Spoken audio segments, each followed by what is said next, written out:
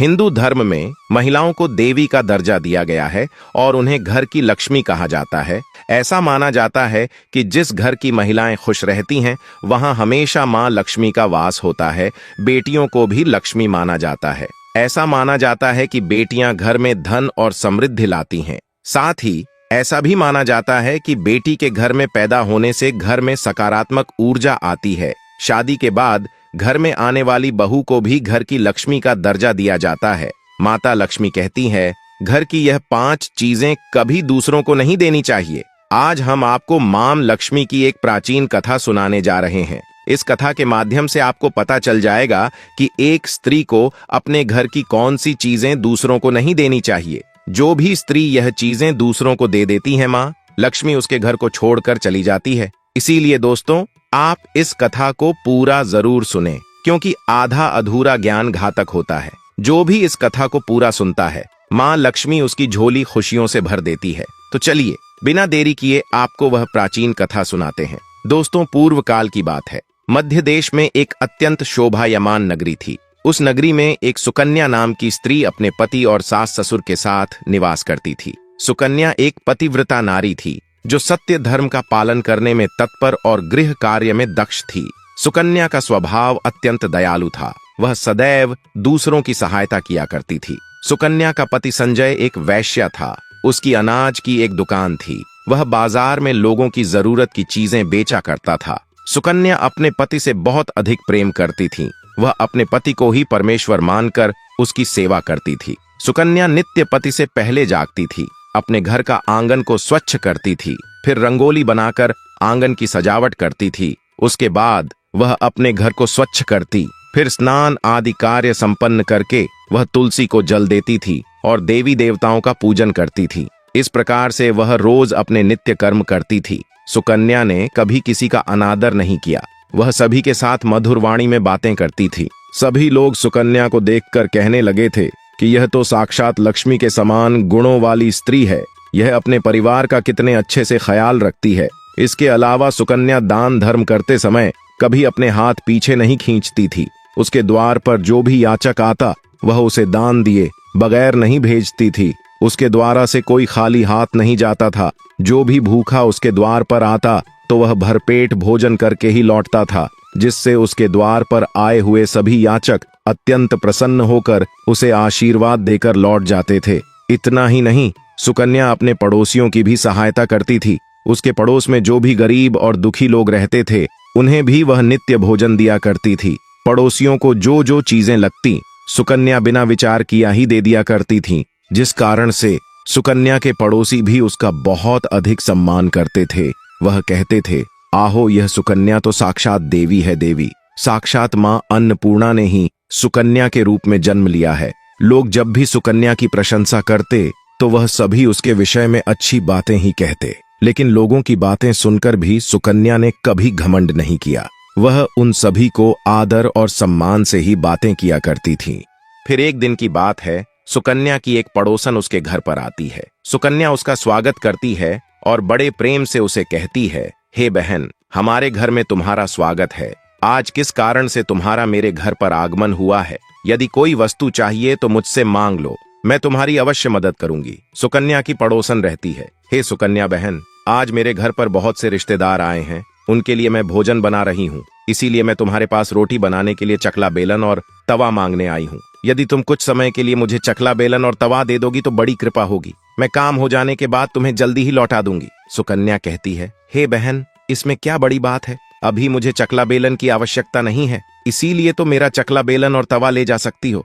मैं अभी तुम्हें ला कर देती हूँ। फिर सुकन्या रसोई घर में जाती है और रसोई घर से चकला बेलन और तवा लाकर उस पड़ोसन को देती है। तब पड़ोसन कहती है, हे बहन, तुम्हारा बहुत बहुत धन्यवाद। आज तुमने मेरा काम सफल कर दिया। मैं अपने मेहमानों को भोजन कराकर तुम्हारा चकला बेलन जल्दी से लौटा देती हूँ। सुकन्या कहती है, हे बहन, चिंता की कोई बात नहीं है। जब तुम्हारा कार्य पूर्ण हो जाएगा तब तुम मुझे लौटा देना। फिर वह पड़ोसन सुकन्या का चकला बेलन और तवा लेकर चली जाती है। कुछ समय बाद अन्य एक स्त्री सुकन्या के घर पर आती है। सुकन्या उसका भी प्रेम से स्वागत करती है और पूछती है, पधारो बहन, आज तुम्हें मुझसे क्या चाहिए? संकोच ना करो और बताओ तुम्हें मुझसे क्या चाहिए। मैं तुम्हारी मदद जरूर करूंगी। तब वह स्त्री कहती है, हे बहन, मेरे घर में बहुत गंदगी हो गई है और मेरे घर को साफ करने के लिए मेरे पास कुछ भी नहीं है, इसीलिए मैं तुम्हारे पास झाड़ू मांगने के लिए आई हूँ। यदि तुम्हें कोई समस्या ना हो तो कृपा करके मुझे अपने घर की झाड़ू दे दो, मैं अपना घर साफ करके तुम्हें झाड़ू लौटा दूंगी। सुकन्या बिना विचार किया ही कहती है, हे बहन, बस झाड़ू ही तो है, इसमें क्या समस्या हो सकती है, तुम रुको, अभी मैं तुम्हें अपने घर की झाड़ू लाकर देती हूँ। इतना कहकर सुकन्या घर के अंदर जाती है और झाड़ू लेकर आती है और उस स्त्री को दे देती है। वह स्त्री सुकन्या के घर की झाड़ू लेकर चली जाती है। फिर कुछ देर बाद अन्य एक स्त्री सुकन्या के घर पर आती है। सुकन्या उसका भी बड़े प्रेम से स्वागत करती है। सुकन्या कहती है, पधारो बहन, क्या बात है, आज मेरे घर पर किस कारण से आना हुआ? तुम्हें जो कुछ भी चाहिए निसंकोच होकर कहो, मैं तुम्हारी सहायता करने का प्रयास अवश्य करूंगी। तब वह स्त्री रहती है, हे सुकन्या बहन, तुम बड़ी दयालु हो, मैंने तुम्हारे बारे में बहुत सुना है और तुम सभी की मदद करती रहती हो, इसीलिए मैं तुम्हारे पास एक छोटी सी मदद मांगने के लिए आई हूँ। सुकन्या कहती है, हे बहन, संकोच न करो, तुम्हें जो कुछ भी चाहिए मांग लो, यदि मेरे बस में होगा तो मैं मना नहीं करूंगी, मैं तुम्हारी सहायता अवश्य करूंगी। तब वह स्त्री कहती है, हे सुकन्या बहन, आज मेरी बेटी को देखने के लिए लड़के वाले आ रहे हैं, इसीलिए मैं चिंता में हूँ, मेरे पास पहनने के लिए एक भी गहना नहीं है, तो मैं अपनी बेटी को क्या दूं?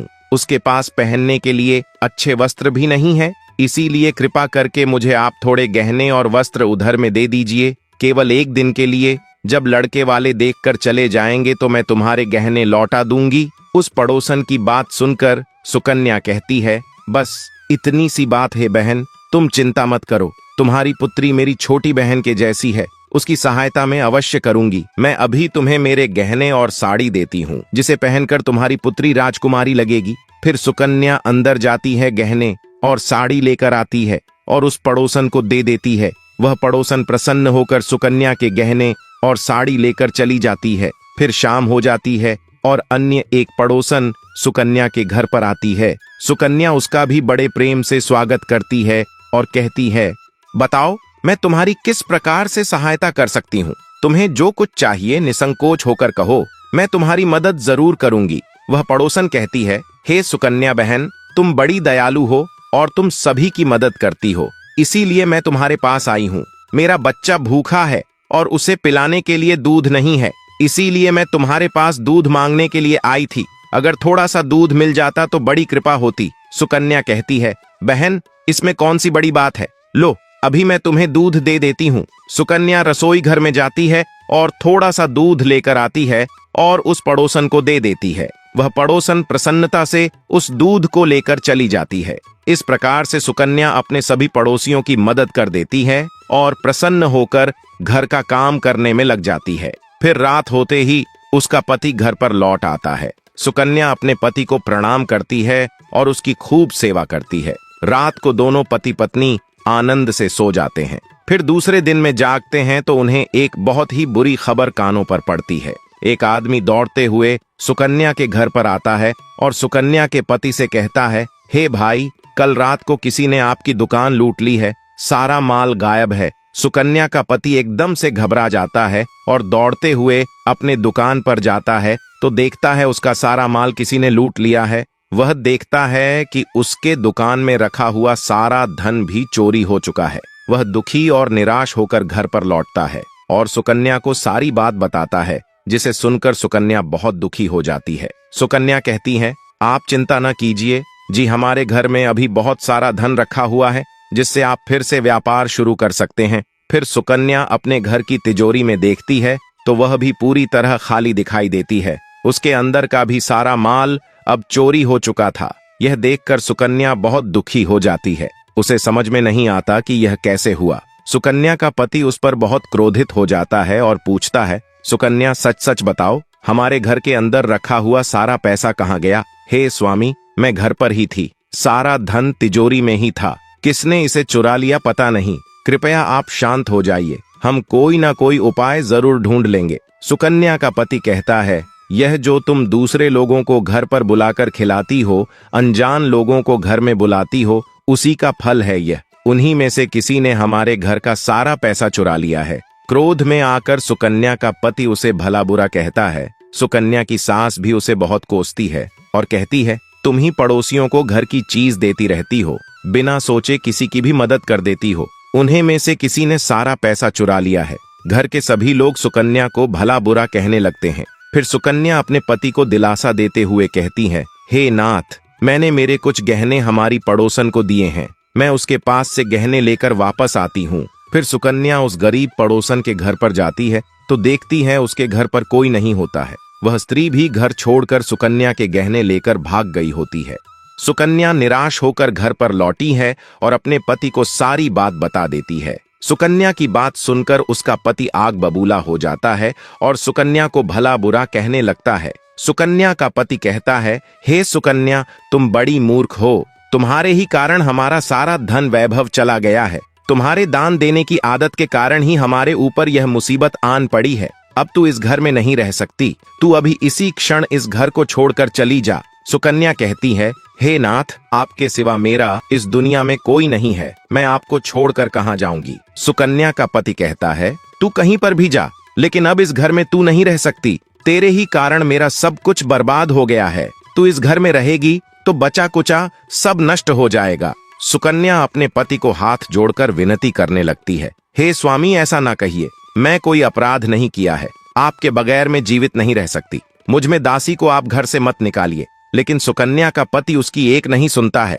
और उसे अपने घर से धक्के मारकर निकाल देता है और कहता है, अब तू इस घर से चली जाओ और लौटकर मत आना, चाहे तो किसी नदी में कूदकर अपनी जान दे दे, लेकिन अब तू इस घर में मेरे साथ नहीं रह सकती। फिर सुकन्या दुखी होकर रोते हुए अपने पति के घर को छोड़कर चली जाती है। चलते चलते सुकन्या माता लक्ष्मी के मंदिर में जाती है और माँ लक्ष्मी से प्रार्थना करते हुए कहती हैं, हे माँ, मैंने आखिर ऐसा कौन सा पाप किया है जो मेरी ऐसी दशा हुई है। हे माँ लक्ष्मी, मैं तो नित्य आपकी पूजा करती थी, फिर भी आपने मेरा घर क्यों छोड़ा? कृपया मुझे बताओ माँ, मैं ऐसा कौन सा अपराध किया जो आप मुझसे रूठ गई हो? फिर सुकन्या वहीं पर बैठकर सोचने लगती है, यदि मेरे पति मेरा स्वीकार नहीं करेंगे तो मैं जीवित रहकर क्या करूं? यदि मेरे ही कारण मेरे पति की दुर्दशा हुई है तो मुझे जीवित रहने का कोई अधिकार नहीं है। इतना सोचकर सुकन्या अपने प्राण देने के लिए नदी की तरफ जाने लगती है। नदी के पास जाकर सुकन्या माता लक्ष्मी से प्रार्थना करती है, हे माँ लक्ष्मी, अब मैं अपने प्राण देने जा रही हूँ। यदि मेरे द्वारा तुम्हारी पूजा में कोई कमी रह गई हो तो मुझे माफ करो। मैं अपने पति के बगैर जीवित नहीं रह सकती, इसीलिए अब मैं इस नदी में कूदकर अपने प्राण दे दूंगी। इतना कहकर सुकन्या नदी में कूदने ही वाली होती है कि साक्षात माँ लक्ष्मी उस स्थान पर प्रकट हो जाती है। माँ लक्ष्मी सुकन्या से कहती है, रुक जाओ सुकन्या, रुक जाओ पुत्री, तुम यह क्या कर रही हो? सुकन्या आंखें खोलकर देखती है कि साक्षात माँ लक्ष्मी उसके सामने खड़ी है। माँ लक्ष्मी के दर्शन करके सुकन्या बहुत प्रसन्न हो जाती है और माँ को बारंबार नमस्कार करते हुए कहती है, हे माँ लक्ष्मी, मुझे क्षमा करो, मैं बहुत बड़ा पाप करने जा रही थी। देवी लक्ष्मी कहती है, हे सुकन्या, मनुष्य को स्वयं अपने प्राण नहीं लेने चाहिए, यह महापाप है। ईश्वर ने जो शरीर प्रदान किया है उसे ऐसे नष्ट नहीं करना चाहिए। सुकन्या कहती है, हे माँ, मैं विवश हूँ, मेरे पति ने मेरा त्याग किया है और स्त्री को अपने पति को छोड़कर नहीं रहना चाहिए। मैं अपने पति को छोड़कर जीवित नहीं रह सकती, इसी कारण से अपने प्राण देने जा रही हो। देवी लक्ष्मी कहती हैं, हे सुकन्या, मैं सब कुछ जानती हूँ और यह भी जानती हूँ कि तुम्हारे पति ने तुम्हारा त्याग क्यों किया है। ये सब तुम्हारी ही भूल के कारण हुआ है। तुमने अनजाने में कुछ ऐसा चीजों का दान किया था जिस कारण से मुझे तुम्हारा घर छोड़कर जाना पड़ा। जो भी स्त्री अपने घर की इन चीजों को दूसरों को दे देती है, उनके घर में मेरा वास नहीं होता है। मैं उन वस्तुओं के साथ ही उनका घर छोड़कर चली जाती हूँ। तब सुकन्या कहती हैं, हे माँ, ऐसी वह कौन सी वस्तुएं हैं? कृपया आप मुझे बताइए, मैंने कौन सी वस्तुओं का दान किया जिस कारण से आपने मेरे घर का त्याग किया है? देवी लक्ष्मी रहती है, हे पुत्री, अब तुम ध्यान से सुनो, मैं तुम्हें उन चीजों के बारे में बताती हूँ जो किसी भी स्त्री को दूसरों को नहीं देनी चाहिए। इन चीजों का दान करने पर मैं उस घर को छोड़कर चली जाती हूँ। हे सुकन्या, सबसे पहले वस्तु है चकला बेलन और तवा। किसी भी स्त्री को अपने घर का चकला बेलन और तवा कभी दूसरों को नहीं देना चाहिए। रसोई घर में इन वस्तुओं का महत्व सबसे अधिक होता है। इन वस्तुओं की पवित्रता सदैव ही बनी रहनी चाहिए। इन्हीं वस्तुओं से भगवान विष्णु को प्रसाद बनाया जाता है और तवे पर बनी पहली रोटी भी गाय को खिलाई जाती है। इसीलिए इन वस्तुओं को हमेशा स्वच्छ और शुद्ध रखना चाहिए। दूसरों को देने पर यह अपवित्र हो सकती है और फिर इनका उपयोग करना अशुभ फल प्रदान करता है। इसीलिए सुकन्या, तुमने अपने रसोई घर के चकला, बेलन और तवा अपनी पड़ोसन को देकर पहले सबसे बड़ी भूल की है। आगे माँ लक्ष्मी कहती है, हे सुकन्या, अब तुम दूसरी वस्तु के विषय में सुनो। तुमने अपनी पड़ोसन को अपने घर में रखी हुई झाड़ू ही दे दी, जिस वस्तु में मेरा सदैव वास होता है, जो वस्तु मुझे सबसे अधिक प्रिय है, तुमने उसे ही दूसरे को दे दिया, तो फिर मैं तुम्हारे घर में कैसे ठहरती? हे सुकन्या, जो स्त्री अपने घर की झाड़ू दूसरों को दे देती है, मैं उसके घर को त्याग देती हूँ। झाड़ू से घर की स्वच्छता की जाती है और जहां पर स्वच्छता होती है उसी स्थान पर मेरा वास होता है। ध्यान में रखना सुकन्या, घर में झाड़ू को हमेशा छुपा कर रखना चाहिए। झाड़ू पर बाहरी व्यक्ति की दृष्टि भी नहीं पड़नी चाहिए। झाड़ू एक अत्यंत पवित्र वस्तु है, इस पर पैर नहीं लगना चाहिए और इसे कभी विष्ठा आदि प्रकार की गंदगी साफ नहीं करनी चाहिए। माँ लक्ष्मी कहती हैं, हे सुकन्या, अब तुम तीसरी वस्तु के विषय में सुनो, जो एक स्त्री को कभी दूसरों को नहीं देनी चाहिए। वह वस्तु है आभूषण। एक स्त्री को अपने आभूषण कभी अन्य महिला को नहीं देने चाहिए। मैं सदैव ही आभूषणों में वास करती हूँ। स्त्री के 16 श्रृंगार में गहनों का बहुत अधिक महत्व होता है। एक विवाहित स्त्री को अपने आभूषण कभी अन्य स्त्री को पहनने के लिए नहीं देने चाहिए। जो स्त्री अपने आभूषण अन्य स्त्रियों को देती है, उसके जीवन में दुर्भाग्य आता है। हे सुकन्या, अब मैं तुम्हें चौथी वास्तु के विषय में बताती हूँ। किसी भी मनुष्य को शाम हो जाने के बाद कभी सफेद रंग की वस्तुओं का दान नहीं करना चाहिए, किंतु तुमने शाम के समय दूध का दान किया था। शाम को दूध का दान करने से जीवन में दुर्भाग्य आता है। शाम को सफेद रंग की चीज दान करने से मनुष्य के जीवन में अशुभ काल आता है। माँ लक्ष्मी कहती है, हे सुकन्या, अब मैंने तुम्हें उन सभी वस्तुओं के बारे में बता दिया है जिनका कभी दान नहीं करना चाहिए। यह वस्तुएं कभी दूसरों को उधार में अथवा उपयोग के लिए नहीं देनी चाहिए। सुकन्या कहती है, हे माँ लक्ष्मी, मुझसे बड़ी भूल हो गई। मैं इन बातों से अनजान थी। कृपया मुझे क्षमा करो और अब मुझे प्रायश्चित करने का उपाय बताओ। देवी लक्ष्मी कहती है, हे सुकन्या, तुमने प्रायश्चित पहले ही कर लिया है, इसीलिए अब तुम अपने घर पर लौट जाओ। मैं तुम्हें तुम्हारा संपूर्ण वैभव और धन संपत्ति लौटा देती हो। इतना कहकर माँ लक्ष्मी उस स्थान से अंतर्ध्यान हो जाती है। फिर सुकन्या भी माँ लक्ष्मी को धन्यवाद करती है और उस स्थान से घर की तरफ जाने लगती है। तभी उसका पति ढूंढते हुए उसी की तरफ आ रहा होता है। वह सुकन्या के पास आकर उसे क्षमा मांगता है और कहता है, हे सुकन्या, मुझे माफ करो। मैंने तुम्हें बहुत भाला बुरा कहा था। तुम तो साक्षात देवी के समान हो माँ। लक्ष्मी की कृपा से हमें अपना सारा धन वैभव वापस मिल गया है। जिन लोगों ने हमारा धन लूटा था, उन सभी ने हमारा धन हमें लौटा दिया और तुम्हारा नाम लेते हुए क्षमा मांग ली है। यह सुनकर सुकन्या बहुत प्रसन्न होती है और अपने पति के साथ घर पर लौट जाती है। माँ लक्ष्मी की कृपा से सुकन्या के घर में फिर से सुख समृद्धि आती है और उसके बाद से सुकन्या ने अपने घर की यह 4 चीज कभी दूसरों को नहीं दी। इसी के साथ जान लीजिए कुछ अन्य वस्तुओं के बारे में जिनका दान शुभ नहीं माना जाता है। नंबर 1, नुकीली चीजें। चाकू, छुरी, सुई या कैंची जैसी नुकीली चीजों का दान करना घर पर कलह क्लेश का कारण बनता है। इससे परिवार वालों के बीच झगड़ा होता है और इसका असर भाग्य पर भी पड़ता है। इसलिए इन चीजों का दान भी करने से बचें। नंबर 2, तेल। तेल का दान करने से शनिदेव प्रसन्न होते हैं, लेकिन इस्तेमाल किया हुआ, बचा हुआ या खराब हो चुके तेल का कभी दान न करें। ऐसे तेल का दान करने से आपको शनिदेव के बुरे प्रभावों का सामना करना पड़ सकता है। तो दोस्तों, उम्मीद है आपको यह कथा पसंद आई होगी। वीडियो को लाइक जरूर करें और कमेंट में जय मां लक्ष्मी जरूर लिखें। साथ ही चैनल को सब्सक्राइब करें। आप सभी का धन्यवाद।